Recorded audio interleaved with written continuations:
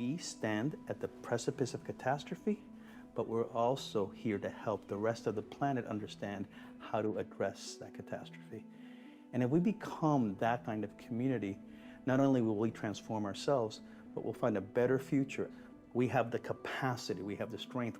We just have to believe in ourselves and believe the truth of what's happening to us.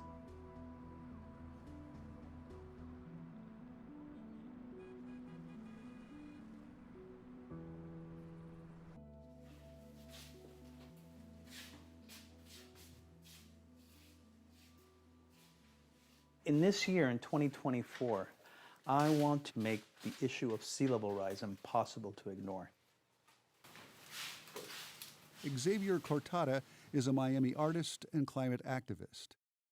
He's using his art to draw people into the public discussion around global warming. Cortada has been invited to cap off Earth Week 2024 in Fort Lauderdale at a community event hosted by Broward County. Please join me in welcoming Xavier. Thank you. Most of the reasons that people don't talk about climate used to be because they didn't believe it. Others say it's too big of a problem, like it can't be solved. Others say science and technology will take care of that. Others will say it's not my problem, it's government's problem. And some say it's because I can't, because I'm nobody. I have no voice. But if you create a process that gives people voice, that gives people an opportunity to come together and work together and feel like we're in this, we got this, then you start beginning inspiring conversations. You start having people think creatively. You start having people connect with one another and figure out, well, maybe there's something I can do to raise awareness so that we can start as a society taking this problem as seriously as it is. After everybody was sitting there and listening, and we had a little Q&A session, kind of like a town hall, we had everybody then come back out into the foyer and participate in the underwater project. So there's this whole interactive participatory art project that'll be happening right out there. The hopeful part of this is that all of us get to be part of the solution, and all of you are getting one of Xavier's Antarctic ice paintings.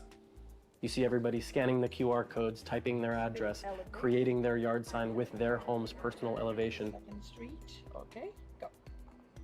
Ooh. There you go. And actually, 6. It's a fun, uplifting environment. It's not, oh my God, we're all gonna drown, It's, okay, we have a problem, but we can come together and we can solve this problem. Today in Miami, there are millions of us who are impacted by the threat of climate. But we act as if business as usual, as if everything's okay. And that disconnect is what I hope art can come in and help address, help solve. And if we can just see that the problem is real and it's ours and that we can solve it, then I think we're gonna be better off in addressing it instead of ignoring it.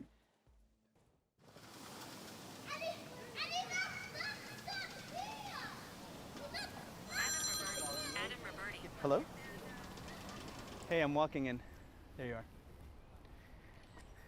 I think at one level, the idea of having this conversation here about the future of Miami and about the impact of climate on Miami and how all of us need to work together as a community at a municipality literally on an island dredged out of the bay is a good place to have that conversation. Thanks, Eddie. I'm sure you'll be really happy to hear that. How are you? Hi, great. Nice to see you. Good to see you too. This is such a beautiful, gathering. Thank you. Yeah, it looks great. Now we just need people here. Yeah, that's true. That is true. I was telling Adam, I blasted.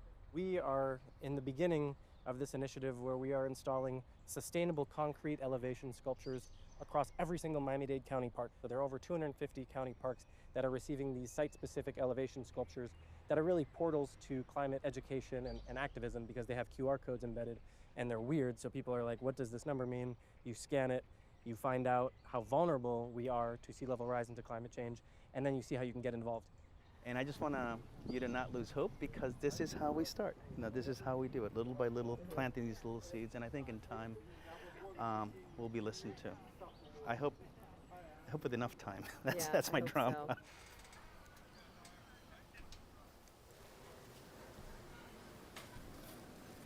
this place is vulnerable to sea level rise. If we do exactly what we are doing now, scientists tell us that there'll be 6 to 7 feet of sea level rise by the end of the century, which means you and I will be standing on seawater. Not seawater that comes and recedes after a flood, but seawater that's permanent. This would be the new sort of landscape, seascape, let's call it, of this park. Each and every single one of you are people of consequence. And the actions you take or fail to take will impact the heart of the bay, this beautiful island, will impact Miami-Dade County, and because we are ground zero and because we're trying to experiment, trying to find solutions to our climate crisis, will have an impact on how our planet copes with this catastrophe that's in front of us. 1, 2, 3. Heart of the Bay! Hey! Yeah. There are billions of dollars worth of development that are going to take place in this very island.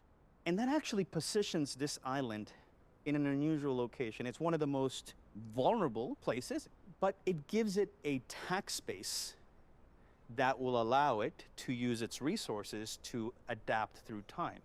In time, I don't know that anyone wins unless we really take this climate seriously. But I do believe in the decades to come, there's some leadership that can be exerted. And this will be an island of people that will have more wealth.